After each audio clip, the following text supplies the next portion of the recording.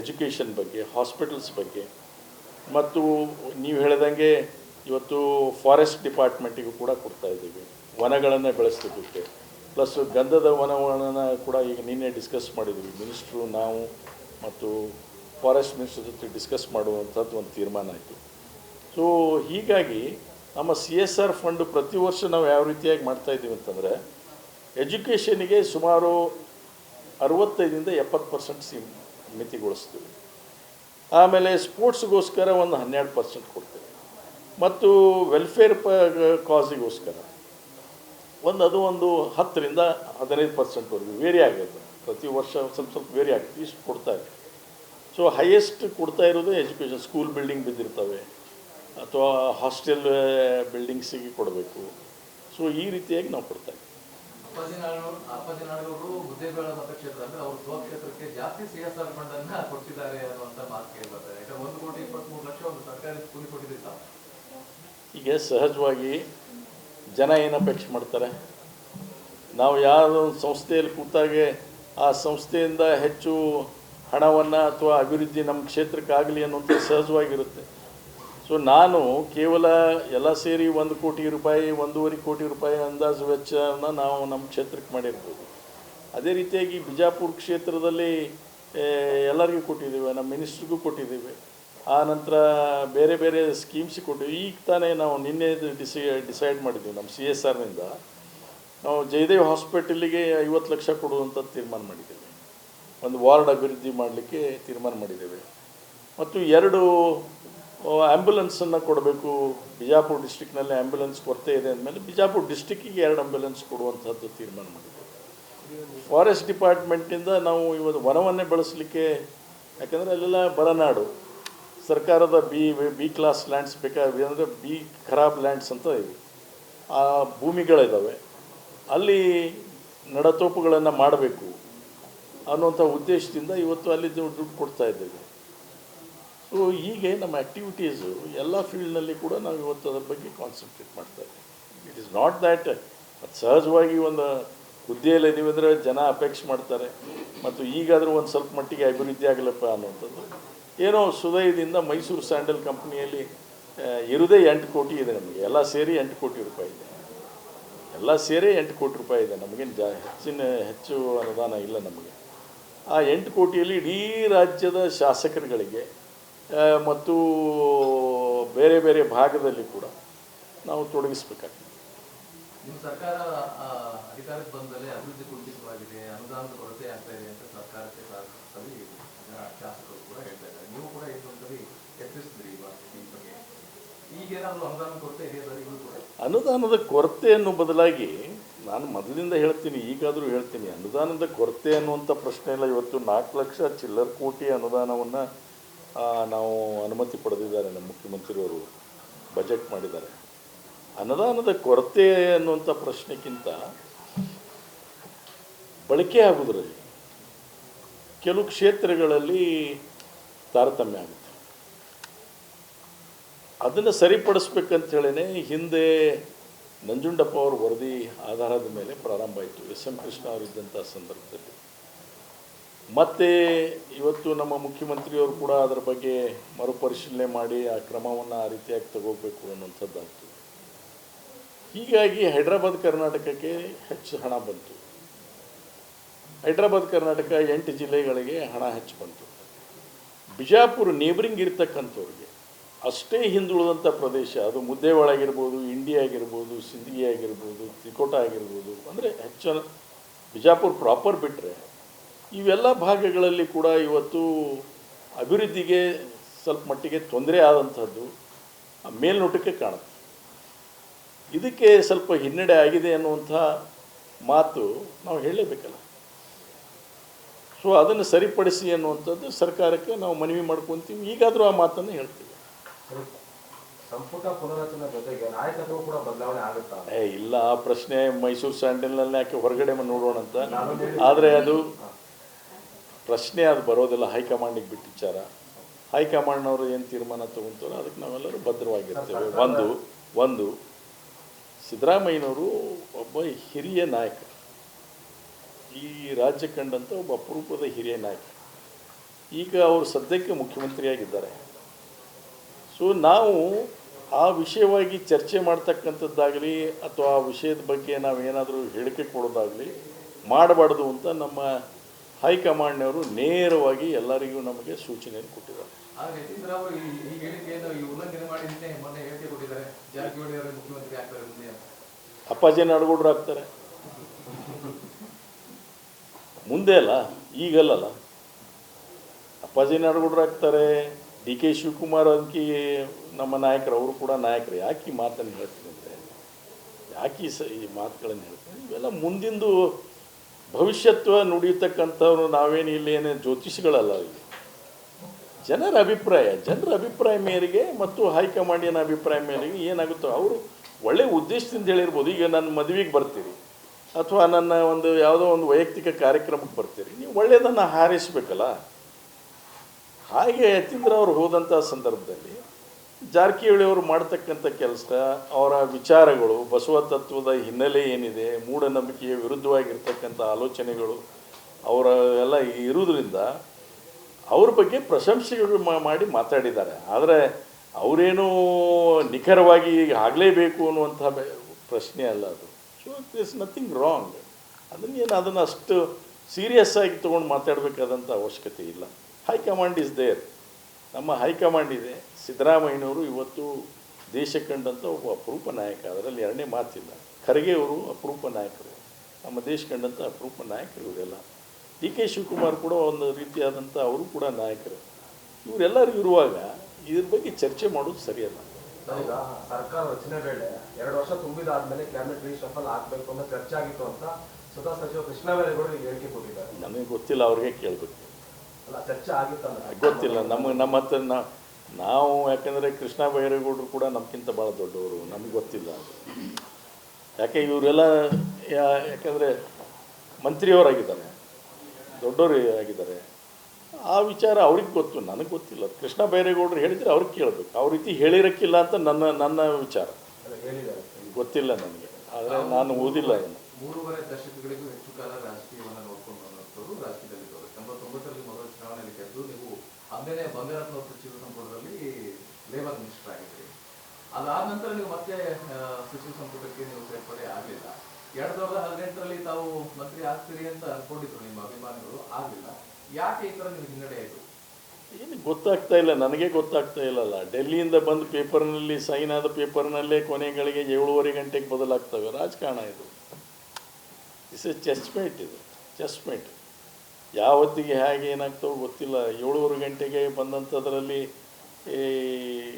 ಬಂದಿದೆ ಅಂತ ಹೇಳಿದಾಗ ಕೊನೆ ಗಳಿಗೆಯಲ್ಲಿ ಬಿಟ್ಟೋಯ್ತು. ಪವರ್ ಮಿನಿಸ್ಟರ್ ಅಂತ ಅನೌನ್ಸ್ ಆಗಿತ್ತು, ಬಿಟ್ಟೋಯ್ತು.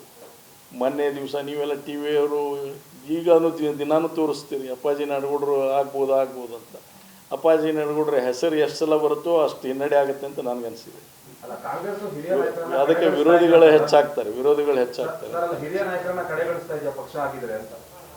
ಪಕ್ಷ ಇಲ್ಲ, ಎಲ್ಲ ಪಕ್ಷದಲ್ಲೂ ಇದು ಇರತಕ್ಕಂಥದ್ದು. ಇದು ಒಂದು ರೀತಿಯಾದಂಥ ಹೇಗಿದೆ ನೋಡಿ, ಪರ್ಮಿಟೇಷನ್ ಆ್ಯಂಡ್ ಕಾಂಬಿನೇಷನ್. ಇದು ಜಾತಿ ಲೆಕ್ಕಾಚಾರ. ಈಗ ಏನಾಗ್ಬಿಟ್ಟಿದೆ, ಮುಂಚೆ ರಾಜಕಾರಣ 25 ವರ್ಷ 30 ವರ್ಷದ ಹಿಂದೆ ರಾಜಕಾರಣ ಬೇರೆ ಇತ್ತು. ಈಗ ಸಾಮಾಜಿಕ ನ್ಯಾಯ ದೃಷ್ಟಿಕೋನ ಬಹಳ ಪ್ರಮುಖವಾಗಿ ನೋಡ್ತಾರೆ. ಅದರ ಜೊತೆಯಾಗಿ ರೀಜನಲ್ ಆಗಿ ನೋಡ್ತಾರೆ. ಯಾವ್ಯಾವ ರೀಜನ್ನಲ್ಲಿ ಯಾರನ್ನ ಆಯ್ಕೆ ಮಾಡ್ಕೋಬೇಕು ಅಂತ ನೋಡ್ತಾರೆ. ಸೊ ಹೀಗಿದ್ದಾಗ ಎಲ್ಲೂ ಒಂದು ಕಡೆ ಈ ಪರ್ಮಿಟೇಷನ್ ಆ್ಯಂಡ್ ಕಾಂಬಿನೇಷನ್ ಮಾಡುವಾಗ ಒಮ್ಮೊಮ್ಮೆ ಹಿನ್ನಡೆ ಆಗುತ್ತೆ. ಆ ಹಿನ್ನಡೆ ಆದ ತಕ್ಷಣ ಪಕ್ಷ ನನಗೆ ದ್ರೋಹ ಮಾಡ್ತು, ಅನ್ಯಾಯ ಮಾಡ್ತು ಅನ್ನೋಂಥ ಪ್ರಶ್ನೆ ಬರೋದಿಲ್ಲ. ಆದರೆ ಅದನ್ನು ತಿಳ್ಕೋಬೇಕು. ನಾವು ತಿಳ್ಕೊಂಡು ನಾವು ಅದರ ಬಗ್ಗೆ ಪಕ್ಷದ ಜೊತೆ ಕೆಲಸ ಮಾಡಬೇಕು. ಪಕ್ಷಕ್ಕೆ ಶಕ್ತಿ ತುಂಬೋದಕ್ಕೆ ಏನು ಬೇಕು ಆ ಕೆಲಸವನ್ನು ಮಾಡಬೇಕು. ನಾನು ಕೇಳೋದು ಇಷ್ಟೇ ಪಕ್ಷಕ್ಕೆ, ಇವತ್ತು ನಿಮ್ಮ ಮುಖಾಂತರ ಕೇಳೋದಷ್ಟೇ. ಮಂತ್ರಿ ಆಗಿದ್ದೀವೋ ಬಿಟ್ಟಿದ್ದೇವೋ ಅದು ಎರಡನೇ ಮಾತು. ಆದರೆ ಕ್ಷೇತ್ರದ ಜನರಿಗೆ ಅನ್ಯಾಯ ಆಗಬಾರ್ದು. ಕ್ಷೇತ್ರದ ಜನರಿಗೆ ನಾವು ಅನ್ಯಾಯ ಮಾಡಬಾರ್ದು. ಇದು ಬಹಳ ಮುಖ್ಯ. ಕ್ಷೇತ್ರದ ಜನಕ್ಕೆ ಅನ್ಯಾಯ ಮಾಡೋದಂದ್ರೆ ಏನು? ಅಭಿವೃದ್ಧಿ ಕುಂಠಿತ ಆಗಬಾರ್ದು ಆ ಕ್ಷೇತ್ರಗಳಲ್ಲಿ. ಈಗ ನಾನು ಬಹಳ ನೋಡ್ತೀನಿ, ಮಂತ್ರಿ ಆಗೋದು ವಿಷಯ ತಾವು ಎತ್ತಿದ್ರಿ ಅಂತ ಹೇಳ್ತೀನಿ. ಎಲ್ಲ ಮಂತ್ರಿಗಳು ತಮ್ಮ ಕ್ಷೇತ್ರದಲ್ಲಿ ಅತಿ ಹೆಚ್ಚಿನ ಕೆಲಸವನ್ನು ಮಾಡ್ಕೊತಾರೆ. ಯಾಕೆ ಕ್ಯಾಬಿನೆಟ್ನಲ್ಲಿ ಇರ್ತಾರೆ, ಯಾವ್ಯಾವ ಯೋಜನೆ ಬಗ್ಗೆ ಯಾವ ಇಲಾಖೆಯಲ್ಲಿ ಬಂತು ಅನ್ನೋದು ಚರ್ಚೆ ಆಗ್ತಾ ಇರ್ತದೆ. ಪ್ರಯಾರಿಟಿ ಅವ್ರಿಗೆ ಏನಪ್ಪ ಅಂದರೆ ಇರುವಂಥ ಕಲೀಗ್ಸು ಇವ್ರು ಹೇಳಿದ್ದಾರೆ, ಪತ್ರ ಕೊಟ್ಟಿದ್ದಾರೆ, ಚರ್ಚೆ ಆಗಿದೆ ಅಂದ ತಕ್ಷಣ ಅವ್ರಿಗೆ ಹೆಚ್ಚು ಅದಕ್ಕೆ ಮಹತ್ವ ಕೊಟ್ಟು ಕೆಲಸ ಮಾಡ್ತಾರೆ. ನಾವು ಅದರಲ್ಲಿ ಇರೋದಿಲ್ಲ. ನಾವು ಕಾಂಗ್ರೆಸ್ನಲ್ಲಿ ಸೀನಿಯರ್ ಮೋಸ್ಟ್. ಹೀಗೆ ಪಕ್ಷದ ವರ್ಚಸ್ಸು ಯಾವಾಗ ಬೆಳೀತಿತ್ತು ಅಂದರೆ, ಯಾರು ಅಧಿಕಾರದಲ್ಲಿದ್ದಾರೋ ಮಂತ್ರಿಗಳಿದ್ದು ಸರ್ಕಾರವನ್ನು ನಡೆಸಲಿ, ಅದರ ಅಭಿವೃದ್ಧಿಯಲ್ಲಿ ಕೂಡ ಅವ್ರದ್ದೇ ಮೇಲ್ಗೈ ಆಗುವಂಥದ್ದು ಸರಿಯಲ್ಲ. ಅಭಿವೃದ್ಧಿಯಲ್ಲಿ ಕೂಡ ಮೇಲ್ಗೈ ಯಾರ್ದು ಆಗಬೇಕಂದ್ರೆ ಶಾಸಕರದ್ದು ಎಲ್ಲರದ್ದು ಸರಿಪಾಲು ಬರ್ತಕ್ಕಂಥದ್ದಕ್ಕೆ ಮುಂದಾಗಬೇಕು. ಕೆಲವರು ಹೇಳಿದಂಥದ್ದು ಏನು ನಡೀತಲ್ಲ, ಇದು ಒಂದು ಕಡೆ ಒಂದು ಹಂತದಲ್ಲಿ ನಿಲ್ಲಬೇಕು. ಇದನ್ನು ನಾನು ಭಾಳ ನೇರವಾಗಿ ಇದು ಮಾತುಗಳನ್ನು ಹೇಳ್ತೇನೆ, ನಿಲ್ಲಬೇಕು. ಇದು ಆಗದೇ ಇದ್ದರೆ ಪಕ್ಷದಲ್ಲಿ ಸಹಜವಾಗಿ ಜನರಿಗೆ ನಾವು ವಂಚನೆ ಮಾಡ್ದಂಗೆ ಆಗ್ತದೆ. ವೈಯಕ್ತಿಕ ನನಗೆ I am not A loser anyway, ನಮಗೇನು ವೈಯಕ್ತಿಕ ಹಾನಿ ಆಗಲಿಕ್ಕಿಲ್ಲ, ನಮಗೆ ವೈಯಕ್ತಿಕ ಗೌರವ ಕಡಿಮೆ ಆಗಲಿಕ್ಕಿಲ್ಲ. ಆದರೆ ಜನರಿಗೆ ನಾವು ತೊಂದರೆ ಮಾಡ್ತೀವಿ. ಈ ದೃಷ್ಟಿಯಿಂದ ಸರ್ಕಾರಗಳು ನಡೀಬೇಕು. ಮತ್ತು ಇದ್ರ ವಿಷಯವಾಗಿ ಮಾತಾಡೋದಾದರೆ, ಮೈಸೂರು ಸ್ಯಾಂಡಲ್ ಬಗ್ಗೆ ಮಾತಾಡೋದಾದರೆ, ಈಗ ನಾವು ಆರೋ ಪ್ಲಾಂಟ್ಸಿಗೂ ಕೊಡ್ತೀವಿ. ಆರೋ ಪ್ಲಾಂಟ್ ನೀವು ಕೇಳಿದ್ರಲ್ಲ, ಸೋಷಿಯಲ್ ವೆಲ್ಫೇರ್ ಅಂದರೆ ಏನೇನು ಕೊಡ್ತೀವಿ. ಆರೋ ಪ್ಲಾಂಟ್ಗಳೇ ಬೇಡಿಕೆ ಹೇಳ್ಕೊಳ್ಳಿದೆ. ಈಗ ನಾನು ಜಸ್ಟು ಒಬ್ಬರು ಶಾಸಕರ ಜೊತೆ ಹಿರಿಯ ಶಾಸಕರ ಜೊತೆ ಮಾತಾಡಿದೆ. ಅವ್ರು ಹೇಳಿದರು, ನನ್ನ ಕ್ಷೇತ್ರಕ್ಕೆ ಆರೋ ಪ್ಲಾಂಟಿಗೆ ದುಡ್ಡು ಬೇಕು, ದಯವಿಟ್ಟು CSRನಲ್ಲಿ ಕನ್ಸಿಡರ್ ಮಾಡಿ ಅನ್ನೋಂಥ ಮಾತು ಹೇಳಿದರು. ಆಯಿತು ಅಂತ ಹೇಳಿ ಒಪ್ಕೊಂಡಿದ್ದೆ. ಸೊ ಹೀಗೆ ನಾವು ವೆಲ್ಫೇರ್ ಸ್ಕೀಮ್ಸ್ನಲ್ಲಿ ಕೂಡ ತೊಡಗ್ತೇವೆ. ಈಗ ಸೋಷಿಯಲ್ ವೆಲ್ಫೇರ್ ಡಿಪಾರ್ಟ್ಮೆಂಟ್ನಲ್ಲಿ ಕೆಲವು ಹಾಸ್ಟೆಲ್ಗಳಲ್ಲಿ ಬೆಡ್ ಇರೋದಿಲ್ಲ, ರೂಮ್, ಆಮೇಲೆ ಅಥವಾ ಅಲ್ಲಿ ಸೌಕರ್ಯಗಳಿರೋದಿಲ್ಲ, ಫ್ಯಾನ್ ಇರೋದಿಲ್ಲ. ಸೊ ಈ ರೀತಿಯಾಗಿ ಅದನ್ನು ನವೀಕರಣ ಮಾಡಬೇಕಾಗ್ತದೆ. ಕೆಲವು ಹಳೆ ಬಿಲ್ಡಿಂಗ್ ಇರ್ತಾವೆ, ಅದಕ್ಕೇನಾದರೂ ಪ್ರಪೋಸಲ್ ಕೊಟ್ಟರೆ ಸಾಧ್ಯ ಇದ್ದಷ್ಟು ಮಟ್ಟಿಗೆ ನಮ್ಮ CSR ಫಂಡಿಂದ ಅದನ್ನು ಸರಿಪಡಿಸುವಂಥ ಕೆಲಸ ನಾವು ಮಾಡ್ತೀವಿ. ಸೊ ವೆಲ್ಫೇರ್ ಸ್ಕೀಮ್ಸನ್ನು ಕೂಡ ಹೆಚ್ಚು ನಾವು ಮಾಡ್ತೀವಿ. ಆಮೇಲೆ ಭಾಳ ಕ್ಲಾರಿಟಿ ಇದೆ ನಮ್ಮಲ್ಲಿ. And I think the best CSR funds utilised ಅಂತಂದರೆ ಇಟ್ ಈಸ್ ಬೈ KSDL ಅನ್ನುವಂಥದ್ದು ಕೂಡ ನಮಗೆ ಸರ್ಕಾರದಿಂದ ಪ್ರಶಂಸೆ ಬಂದಿದೆ. ಇದನ್ನು ಕೂಡ ನಿಮ್ಮ ಜೊತೆ ಹಂಚ್ಕೊಳ್ಳಿಕ್ಕೆ ಹೇಳ್ತೇನೆ. ಮತ್ತು ಬೆಸ್ಟ್ ಅಡ್ಮಿನಿಸ್ಟ್ರೇಡ್ ಕಂಪನಿ ಅನ್ನೋದಕ್ಕೋಸ್ಕರ ಕೂಡ ನಮ್ಮ MD ಅವರಿಗೆ ಮತ್ತು ವಿಶೇಷವಾದಂಥ MDಗೆ ಸನ್ಮಾನ ಮಾಡ್ತಾರೆ, ಅವ್ರಿಗೊಂದು ಅವಾರ್ಡ್ ಕೊಡ್ತಾರೆ. ಅಂದರೆ ಇಡೀ ಕಂಪನಿಯ ಕಾರ್ಮಿಕರಿಗೂ ಕೂಡ ಅದು ಎಲ್ಲರಿಗೂ ಅವ್ರ ಶ್ರೇಯಸ್ಸಿಗೆ ಮಾಡಿದಂಥದ್ದಕ್ಕೆ ಮತ್ತು MD ಅವ್ರನ್ನ ಗೌರವಿಸಿದ್ದಾರೆ ಅನ್ನೋಂಥದ್ದು ತಿಳ್ಕೊಬೇಕು ನಾವು. ಅದನ್ನು ಕೂಡ MD ಅವರಿಗೆ ರೀಸೆಂಟ್ಲಿ ಮುಖ್ಯಮಂತ್ರಿಯವರು, ಉಪಮುಖ್ಯಮಂತ್ರಿಯವರು ಸೇರಿಕೊಂಡು ಆ ಅವಾರ್ಡನ್ನು ಕೊಟ್ಟಿದ್ದಾರೆ. ಇದು ಯಾವ 2 ತಿಂಗಳಾಯ್ತಾ, 2-3 ಮಂತ್ಸ್ ಹಿಂದೆ ಕೊಟ್ಟರು, 2-3 ತಿಂಗಳ ಹಿಂದೆ ಕೊಟ್ಟರು. ಸೊ KSDL ನಡೆದು ಬಂದ ದಾರಿ ಇದು. ಇನ್ನೂ ಬಹಳಷ್ಟು ರಿಫಾರ್ಮ್ಸನ್ನು ತರುವಂತಹ ಆಲೋಚನೆ ನನ್ನ ತಲೆಯಲ್ಲಿದೆ, ಇಲ್ಲ ಅಂತ ಹೇಳೋದಿಲ್ಲ. I want to leave a footprint, ಒಂದು ಹೆಜ್ಜೆ ಗುರುತನ್ನು ಬಿಟ್ಟು ಹೋಗಬೇಕು ಅನ್ನುವಂಥ ಆಸೆ ನಮ್ಮದಾಗಿದೆ. ಸುಧಾರಣೆಗಳನ್ನು ತಂದು ಹೋಗಬೇಕು ಅನ್ನುವಂಥದ್ದು ಇದೆ. ಯಾಕಂದರೆ ಒಂದೇ ದಿವಸಕ್ಕೆ ಎಲ್ಲ ಸುಧಾರಣೆ ಮಾಡಲಿಕ್ಕಾಗೋದಿಲ್ಲ. ದೇರ್ ಆರ್ ಸಮ್ ಸ್ಮಾಲ್ ಇಂಪಿಡಿಮೆಂಟ್ಸ್ ಅಂತ ಹೇಳಿದ್ದೀನಿ ನಿಮಗೆ. ಅದನ್ನು ಓವರ್ಕಮ್ ಮಾಡಿ ನೇರವಾಗಿ ಕಂಪ್ನಿ ಯಾವ ರೀತಿಯಾಗಿ ಮುಂದೆ ಅಪ್ಪಾಜಿ ನಾಡಗೌಡರು ಇರ್ಬೋದು, MD ಪ್ರಶಾಂತ್ ಅವರು ಇರ್ಬೋದು, ಇರಲಿಕ್ಕಿಲ್ಲ, ಮುಂದೆ ಯಾರಾದರೂ ಇರ್ಬೋದು, ಇರಲಿಕ್ಕಿಲ್ಲ. ಆದರೆ ಆ ಒಂದು ವ್ಯವಸ್ಥೆಯಲ್ಲೇ ಮುಂದೆ ನಡಿಬೇಕು ಅನ್ನೋದಕ್ಕೋಸ್ಕರ ಆಲೋಚನೆ ಮಾಡ್ತಾಯಿದ್ದೀವಿ ನಾವೆಲ್ಲರೂ ಸೇರಿ. ಅದನ್ನು ಆ ಸುಧಾರಣೆಗಳನ್ನು ತಂದು ಹೋಗ್ತೇವೆ ಅನ್ನುವಂಥದ್ದು ಈ ಸಂದರ್ಭದಲ್ಲಿ ಪತ್ರಿಕೆ ಮಾಧ್ಯಮಕ್ಕೆ ಹೇಳುವಂಥ ಇಚ್ಛೆ ಮಾಡಿದ್ದೇನೆ. ಮತ್ತು ಆ 3 ವರ್ಷ by 20 future for next 3 years ಅಂದರೆ 2025ರಲ್ಲಿ 28ಕ್ಕೆ ನಾವು ಹೇಳಿದಂಗೆ ನಾವು 5,000 ಕೋಟಿ ರೀಚ್ ಆಗುವಂಥ ಗುರಿ ಇಟ್ಕೊಂಡಿದ್ದೇವೆ ಅನ್ನುವಂಥ ಮಾಡಿದ್ದೇವೆ. ಆಮೇಲೆ ಎಕ್ಸ್ಪೋರ್ಟ್ ಕೂಡ ಈಗ 150 ಕೋಟಿ ಆಗ್ತಾಯಿದೆ. ತಾವು ಕೇಳಿದ್ರಿ ಎಷ್ಟಾಗ್ತಾ ಇದೆ ಅಂತ ಕೇಳಿದ್ರಿ. ಓವರಾಲ್ ಎಕ್ಸ್ಪೋರ್ಟ್ ಫಾರ್ 50 ಕಂಟ್ರೀಸು, ವಿಶೇಷವಾಗಿ UAE ಕಂಟ್ರೀಸಿಗೆ ಜಾಸ್ತಿ ಆಗ್ತಾಯಿದೆ. 150 ಕೋಟಿ ಮಾಡಿದ್ದೇವೆ. ಹೊಸ ಮಷಿನ್ಸ್ ಈಗಾಗಲೇ 2 ಮಷಿನಿಗೆ ಟೆಂಡರ್ ಕರೆದಿದ್ದು ಹೇಳಿದ್ದೀನಿ. ಇನ್ನೂ 1 ಮಷಿನನ್ನು ನಾವು ಸರ್ಕಾರದ ಪರವಾನಗಿ ಪಡಿತಾ ಇದ್ದೇವೆ. ಅದನ್ನು ಬಿಜಾಪುರದಲ್ಲಿ ಇನ್ಸ್ಟಾಲ್ ಮಾಡ್ತೇವೆ. 2 ಮೆಟ್ರಿಕ್ ಟನ್ ಕೆಪಾಸಿಟಿ ಒಂದು ಸೋಪ್ ಮ್ಯಾನುಫ್ಯಾಕ್ಚರಿಂಗ್ ಯೂನಿಟನ್ನು ಅಲ್ಲಿ ಸ್ಟಾರ್ಟ್ ಮಾಡ್ತೇವೆ ಅನ್ನುವಂಥದ್ದನ್ನು. ಅಲ್ಲಿ ಮಂತ್ರಿಗಳು 50 ಎಕರೆ ಕೊಡ್ತೀನಿ ತೊಗೊಳ್ಳಿ ಅಂತ ಹೇಳಿದ್ದಾರೆ. ಸೊ ಅದನ್ನು ಪ್ರಪೋಸಲನ್ನು ಗೌರ್ಮೆಂಟಿಗೆ ಕಳಿಸಿದ್ದೇವೆ. ಯಾವುದು ರೀ? ವಿಜಯಪುರದ್ದು ನೋಡಿ, machine itself will be around 30 crores. Machine itself will be plant and ಮಷಿನರಿಗೆ ಅದೇ 30 ಕೋಟಿ ಆಗುತ್ತೆ. ಆಮೇಲೆ ಇದಕ್ಕೊಂದು 30 ಕೋಟಿ 35 ಕೋಟಿ ಸೈಟ್ ಅಲಾಟ್ಮೆಂಟಿಗೆ, ಆ ನಂತರ ಶೆಡ್ಡು ಮತ್ತೊಂದು ಗುಡೌನ್ಸು ಎಲ್ಲ ಮಾಡಬೇಕಲ್ಲ, ಅದು ಒಂದು 25-30 ಕೋಟಿ ಆಗುತ್ತೆ. ಅದು 100 crores ಪ್ರಾಜೆಕ್ಟ್ ಅದು. ಸೊ 100 crores ಪ್ರಾಜೆಕ್ಟ್ನಲ್ಲಿ ಸುಮಾರು ಒಂದು 200 ಮಂದಿಗೆ ಕೆಲಸ ಸಿಗುತ್ತೆ. Direct and indirect employment, not only direct and indirect employment ಒಂದು 200 ಜನಕ್ಕೆ ಸಿಗುವಂಥ ಸಾಧ್ಯತೆ ಇದೆ ಅನ್ನುವಂಥ ಮಾತನ್ನು ಅದನ್ನು ಸದ್ಯದಲ್ಲೇ ಪ್ರಾರಂಭ ಮಾಡ್ತೀವಿ. ಈಗಾಗಲೇ ಗೌರ್ಮೆಂಟಿಗೆ ಕಳಿಸಿದ್ದೀವಿ. ಮಂತ್ರಿಯವರು ನಿನ್ನೆ ಕೂಡ ಕೇಳಿದರು, ಪ್ರಪೋಸಲ್ ಕಳಿಸಿದ್ರೇನ್ರಿ ಸರ್ಕಾರಕ್ಕೆ? ಕಳಿಸಿದೆ ಅಂತ ಹೇಳಿದ್ದೀವಿ. ಸೊ ನಾನು ಕೇಳಿದ್ದು ಮೊದಲೇ ಮಂತ್ರಿಯವರೇ 10 ಎಕರೆ ಸಾಕಲ್ಲ ನಿಮಗೆ ಅಂದರು. 10 ಎಕರೆ ಸಾಕು ಅಂತ ತಿಳ್ಕೊಂಡು ಹೇಳಿದ್ದೀವಿ. ಆಮೇಲೆ ಬೇಡ ಸ್ವಲ್ಪ ಇನ್ಕ್ರೀಸ್ ಮಾಡಿ ಬರುವಾಗಲೇ ಇನ್ನೂ ಸ್ವಲ್ಪ ಜಾಸ್ತಿ ತೊಗೊಳ್ಳಿ ಅಂದರು. 20 ಎಕರೆಗೆ ನಾವು ಸೀಮಿತಗೊಳಿಸಿದ್ವಿ. ಈಗ ಮಿನಿಸ್ಟ್ರು 50 ಎಕರೆ ಕೊಡ್ತೀವಿ ಅಂತ ಹೇಳ್ತಾ ಇದ್ದಾರೆ. ನನಗೆ ಸರ್ಕಾರಕ್ಕೆ ಕಳಿಸ್ತಾ ಇದ್ದೀವಿ. 50 ಎಕರೆ ಯಾಕೆ, ಇನ್ನೂ 50 ಎಕರೆ ಜಾಸ್ತಿ ಕೊಟ್ಟರು ಕೂಡ ತೊಗೊಂಡು ಅದನ್ನು ಯಾವ ರೀತಿಯಾಗಿ ಯುಟಿಲೈಸ್ ಮಾಡಬೇಕು ಅನ್ನೋದನ್ನು ಆಲೋಚನೆ ಮಾಡ್ತೀವಿ. ಅದನ್ನು ಕೂಡ ಈ ಸಂದರ್ಭದಲ್ಲಿ ಹೇಳ್ತೇನೆ. ಸ್ಟೋರೇಜ್ ಇನ್ಕ್ರೀಸ್ ಮಾಡೋದಕ್ಕೆ ನಾವು ಹೊಸ ಇಲ್ಲಿ ಗುಡೌನ್ಸ್ಗಳನ್ನು ಕೂಡ ಕಟ್ಟುವಂಥದ್ದು. ಆಮೇಲೆ ದಾಬಸ್ಪೇಟೆಯಲ್ಲಿ ಕೂಡ ನಮ್ಮದು ಲ್ಯಾಂಡ್ ಇದೆ. ದಾಬಸ್ಪೇಟೆಯಲ್ಲಿ ಆಸ್ತಿ ಇದೆ, ಶಿವಮೊಗ್ಗದಲ್ಲಿ ಆಸ್ತಿ ಇದೆ, ಮೈಸೂರಲ್ಲಿ ಆಸ್ತಿ ಇದೆ. ಇಲ್ಲಿ 37 ಎಕರೆ ಆಸ್ತಿ ಇದೆ. ಇದೇನು ನೋಡ್ತೀರಿ 37ರಲ್ಲಿ ಎಲ್ಲ ಸೇರಿ ನಾವು ಒಂದು 17 ಎಕರೆದಲ್ಲಿ ಇದು ಎಂಟೈರ್ ಕ್ಯಾಂಪಸ್ ಇದೆ. ಇನ್ನು 20 ಎಕರೆ ಸ್ಯಾಂಡಲ್ವುಡ್ ಪ್ಲಾಂಟೇಷನ್ನು ಮತ್ತೊಂದು ಬಿಟ್ಟಿದ್ದೀವಿ. ಅದರಲ್ಲಿ ಇಲ್ಲಿ ಒಂದು ವಾಣಿಜ್ಯ ಮಳಿಗೆಯನ್ನು ಕೂಡ ಇವತ್ತು 250 ಕೋಟಿಯಲ್ಲಿ ಪ್ರಾರಂಭ ಮಾಡಬೇಕು ಅನ್ನೋದು PPP ಮಾಡೆಲ್ನಿಂದ ಸ್ಟಾರ್ಟ್ ಮಾಡಬೇಕು ಅಂತ ತೀರ್ಮಾನ ಆಗಿದೆ. ಅದು ಕೂಡ ಸರ್ಕಾರಕ್ಕೆ ಹೋಗಿದೆ. ಅದು ಡಿಪಾರ್ಟ್ಮೆಂಟ್ ನಮ್ಮ transaction adviser Karnataka industry development ಕಾರ್ಪೊರೇಷನ್ನವರು ಅಂತ ತೀರ್ಮಾನ ಮಾಡಿದ್ವಿ.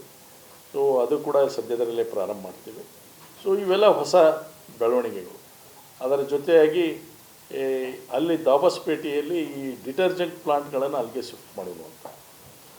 ಸೋಪ್ಸ್ ಒಳಗಡೆ ಇರ್ತಕ್ಕಂಥ ಡಿಟರ್ಜೆಂಟು, ಕ್ಲೀನ್ ಆಯಿಲು ಮತ್ತು ಇವೇನಿದೆ ಬರ್ತಾವಲ್ಲ, ಇವನ್ನೆಲ್ಲನೂ ಕೂಡ ಅಲ್ಲಿಗೆ ಶಿಫ್ಟ್ ಮಾಡೋಣ ಅಂತ ಒಂದು ಆಲೋಚನೆ ಮಾಡಿದ್ದೀವಿ. ಇಲ್ಲಿ ಕಾಸ್ಮೆಟಿಕ್ ಡಿವಿಷನ್, ಅದೇ ಜಾಗದಲ್ಲೇ ಕಾಸ್ಮೆಟಿಕ್ ಡಿವಿಷನನ್ನು ಪ್ರಾರಂಭ ಮಾಡೋಣವಂಥದ್ದು.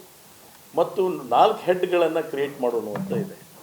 4 ಹೆಡ್ಗಳಲ್ಲಿ ಅಂತಂದರೆ ಸೋಪ್ ಡಿವಿಷನ್ನಿಗೆ ಒಂದು ಹೆಡ್ಡು, ಆನಂತರ ಕಾಸ್ಮೆಟಿಕ್ಸ್ ಡಿವಿಷನ್ನಿಗೆ ಒಂದು ಹೆಡ್ಡು, ಆಮೇಲೆ ಅಗರಬತ್ತಿಗೆ ಒಂದು ಹೆಡ್. ಅಗರಬತ್ತಿ ಏನು ಮಾಡ್ತೀವಿ, ಅಗರಬತ್ತಿಗೆ ಒಂದು ಸಪ್ರೇಟ್ ಹೆಡ್ಡನ್ನು, ಅಂದರೆ AGM ಒಬ್ಬರು ಪೋಸ್ಟ್ ಆಗ್ತಾರೆ. ಪ್ರತಿಯೊಂದಕ್ಕೂ ಅಂದರೆ AGM ಪೋಸ್ಟ್ ಆಗ್ತಾರೆ. ಸೊ ಹೀಗಾಗಿ ನಮ್ಮ ಪ್ರಾಡಕ್ಟ್ಸ್ ಏನು ಕ್ವಾಲಿಟಿ ಮೇಂಟೈನ್ ಮಾಡೋದಕ್ಕೆ ಮತ್ತು ನಮ್ಮ ಅಲ್ಲಿ ಅಡ್ಮಿನಿಸ್ಟ್ರೇಷನ್ ಮಾಡಲಿಕ್ಕೆ ಹೆಚ್ಚು ಅನುಕೂಲ ಆಗುತ್ತೆ ಅಂತ ದೃಷ್ಟಿಕೋನದಿಂದ ಅದರ ಒಪ್ಪಿಗೆ ಕೂಡ ನಾವು ತೊಗೊಂಡಿದ್ದೇವೆ ಬೋರ್ಡ್ನಲ್ಲಿ ಅನ್ನುವಂಥ ಮಾತನ್ನು ಕೂಡ ಈ ಸಂದರ್ಭದಲ್ಲಿ ಹೇಳಲಿಕ್ಕೆ ಇಚ್ಛೆಪಡ್ತೇವೆ. ಸೊ ಒಟ್ಟಾರೆ KSDL ಪ್ರಗತಿಯ ಪಥದಲ್ಲಿ ಇದೆ ಅನ್ನುವಂಥದ್ದನ್ನು ನಮ್ಮ ಗ್ರಾಹಕರಿಗೆ ಭಾಳ ಸಂತೋಷದಿಂದ ಹೇಳಲಿಕ್ಕೆ ಇಚ್ಛೆಪಡ್ತೇನೆ. ನಿಮ್ಮ ವಿಶ್ವಾಸನೇ ಇವತ್ತು ಮೈಸೂರು ಸ್ಯಾಂಡಲಿನ ಬೆಳವಣಿಗೆಗೆ ಕಾರಣ ಅನ್ನುವಂಥದ್ದು ಮತ್ತೊಮ್ಮೆ ಒತ್ತಿ ಹೇಳ್ತೇನೆ. ಎಲ್ಲಿ ಡುಪ್ಲಿಕೇಟ್ ಮಾರಾಟ ಆಗ್ತಾಯಿದೆ ಅಥವಾ ಮೈಸೂರು ಸ್ಯಾಂಡಲಿನ ಪೈಪೋಟಿಯಲ್ಲಿ ಇರ್ತಕ್ಕಂಥ ಕೆಲವು ಪ್ರಾಡಕ್ಟ್ಸ್ ಇದೆ, ಸೋಪ್ ಆಗಿರ್ಬೋದು ಅಥವಾ ಬೇರೆ ಬೇರೆ ಫೇಸ್ ವಾಶ್ ಆಗಿರ್ಬೋದು, ಹ್ಯಾಂಡ್ ವಾಶ್ ಆಗಿರ್ಬೋದು, ಇದನ್ನೆಲ್ಲನೂ ಕೂಡ ಎಲ್ಲಾದರೂ ಜನರು ನಿಮ್ಮನ್ನು ಮಿಸ್ಲೀಡ್ ಮಾಡಿ ನಿಮ್ಮನ್ನು ತಪ್ಪು ತಿಳುವಳಿಕೆ ಕೊಟ್ಟು ಮೈಸೂರು ಸ್ಯಾಂಡಲ್ಗಿಂತ ಇದು ಭಾಳ ಒಳ್ಳೆಯದಾಗಿದೆ ಅನ್ನುವಂಥದ್ದು ಏನಾದರೂ ಹೇಳಿದರೆ ದಯವಿಟ್ಟು ನಂಬಲಿಕ್ಕೆ ಹೋಗಬೇಡಿ. ಇದು ಭಾಳ ಒಂದು ಲೆಗಸಿ ಇರ್ತಕ್ಕಂಥದ್ದು ಭಾಳ ಸುಮಾರು 100 ವರ್ಷಗಳಿಂದ ಇವತ್ತು ಇದಕ್ಕೊಂದು ಇತಿಹಾಸ ಇರತಕ್ಕಂಥ ಒಂದು ಕಾರ್ಖಾನೆ. ಮತ್ತು ಉತ್ಪಾದನೆಗಳು ಕೂಡ ನೈಸರ್ಗಿಕವಾಗಿ ಇರ್ತಕ್ಕಂಥ ವಸ್ತುಗಳಿಂದ ತಯಾರು ಮಾಡುವಂಥ ಉತ್ಪಾದನೆಗಳು. 90% ನೈಸರ್ಗಿಕವಾಗಿರ್ತಕ್ಕಂಥ ಉತ್ಪಾದನೆಗಳನ್ನು ನಾವು ಇದರಲ್ಲಿ ಪ್ರಾಡಕ್ಟ್ಸನ್ನು ಯೂಸ್ ಮಾಡ್ತೇವೆ, ಬೈ ಪ್ರಾಡಕ್ಟ್ಸನ್ನು. ಅದಕ್ಕೆ ದಯವಿಟ್ಟು ತಾವು ತಮ್ಮ ಏನು ಒಂದು ಬ್ರ್ಯಾಂಡ್ ಲಾಯಲ್ಟಿ ಇದೆ ಆ ಲಾಯಲ್ಟಿ ಅದೇ ರೀತಿಯಾಗಿ ಮುಂದುವರಿಲಿ. ಮೈಸೂರು ಸ್ಯಾಂಡಲಿನ ಬೆಳವಣಿಗೆ ಆಗಲಿ. ಇಡೀ ಕರ್ನಾಟಕದ ಹೆಮ್ಮೆ ಅಲ್ಲ, ಇದು ವಿಶ್ವದ ಹೆಮ್ಮೆಯಾಗಿ ಇದು KSDL ಬೆಳೀಲಿ ಅಂತ ಹಾರೈಸಿ ನಮಗೆಲ್ಲರಿಗೂ ವಂದಿಸ್ತೇನೆ. ನಮಸ್ಕಾರ. ಗ್ಯಾರಂಟಿ ನ್ಯೂಸ್, ಸುದ್ದಿ ಖಚಿತ, ನ್ಯಾಯ ನಿಶ್ಚಿತ.